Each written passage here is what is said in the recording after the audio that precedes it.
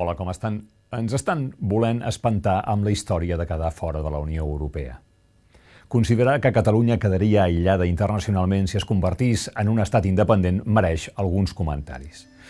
Primer i principal, un respecte pel vot de la gent. Catalunya serà allò que els catalans voldrem que sigui. Vejam si resultarà que tots els somnis són possibles al món, excepte el de la independència de Catalunya.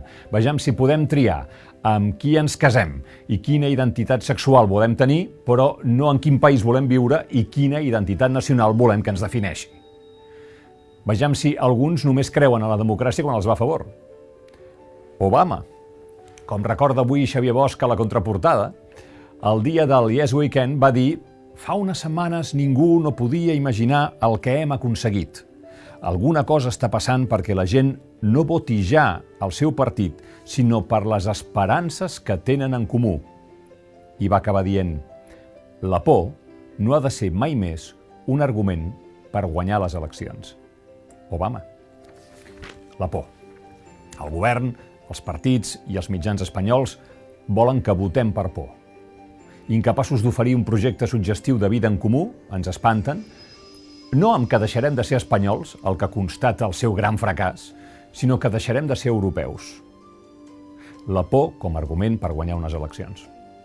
Sobre això de ser europeus, em sembla que el més semblant a la veritat que es pot dir és que ja ho veurem, i que depèn dels resultats del dia 27. Imaginem una victòria àmplia, generosa, del sí en vots i en escons. Madrid i Brussel·les no negociaran res? I llavors les negociacions podran ser llargues, podran ser secretes, poden acabar en un referèndum on s'ofereixin terceres vies. Qui ho sap? Ningú.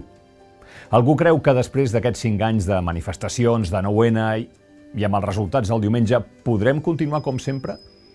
No, siguem honestos. Tot comença amb el que decidim nosaltres els catalans.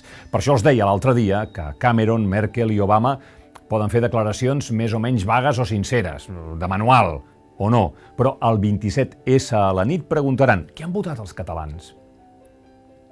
Quan diuen no, és que el món va cap a unir-se. Ho deuen dir per la brillant gestió europea dels refugiats sirians, no? I tothom sap que els estats d'una mida mitjana i fins i tot petits són més àgils i funcionen millor. Europa n'és plena. Aquesta és l'esperança de molta gent a Catalunya. Mirin, quan vaig estar de corresponsal als Estats Units, a la meva família i a mi ens va passar més d'una vegada que quan la gent sabia d'on érem, ens venia i ens preguntava: què feu vivint a Washington, podem viure a Barcelona? Es passava això. Barcelona com a súmmum de la qualitat de vida, de la modernitat, d'un estil mediterrani, vulgui dir això el que vulgui dir, mediterrani però endreçat, no? Allò que Vázquez Montalbán em va dir un cop: Barcelona, capital de l'Alemanya del Sud, una mica mosquejat per la pèrdua de sabor local de la ciutat. Els ho explico perquè si hi ha algun fenomen absolutament globalitzat al món és Barcelona, o Gaudí, o Dalí, o Ferran Adrià o el Barça. I tots sabem què tenen en comú aquests fenòmens. Això si ens quedem al nivell dels noms que han passat al tall del coneixement popular a partir de l'escala de valors que marca el mercat actualment. Aïllats nosaltres, just al lloc de pas de totes les mercaderies, al lloc del Congrés de Telefonia Mòbil, aïllats al país del romànic, del gòtic, del modernisme, de pla. No creuen que mereixem alguns arguments millors que els de la por? Jo crec que sí. I saben quin és un argument millor que el de la por? El de l'esperança. Recordin Obama. Alguna cosa està passant perquè la gent no voti ja el seu partit, sinó per les esperances que tenen en comú. La por no ha de ser mai més un argument per guanyar unes eleccions. Que tinguem un bon dia.